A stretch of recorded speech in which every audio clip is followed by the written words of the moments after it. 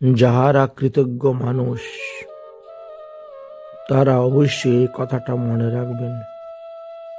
টাকার ঋণ এক সময় পরিশোধ হয়ে যাবে, কিন্তু দুঃখের সময়ে যারা পাশে থেকে তাদের ঋণ কখনো পরিশোধ করা যায় না, যাবেও না। আমার জীবনেই সেটা ঘটেছিল। হঠাৎ করে এমন এক সময় 24 লক্ষ টাকা আমার দিতে হয়েছিল। তখন সমস্ত ভক্তদের কাছে, শিষ্যদের কাছে বলেছিলাম, তো 6 মাসের মধ্যেই এই 24 লক্ষ টাকার ব্যবস্থা হয়েছিল এবং দেওয়া হয়েছিল।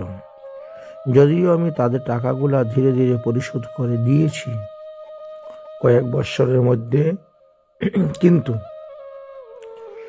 টাকা পরিশোধ করলে কি হবে? তারা যে আমার দুঃখের সময়ে আমার পাশে ছিল, তাদের সেই ঋণটা এখনো শোধ করতে পারি নাই।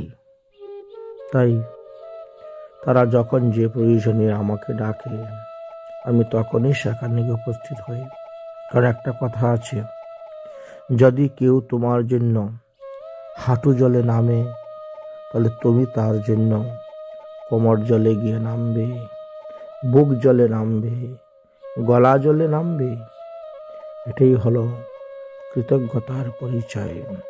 তাই কৃতজ্ঞ ব্যক্তি যাহারা, তারা অবশ্যই এই হিতোপদেশটা মাথায় রাখবেন আর সেইভাবে চলবেন।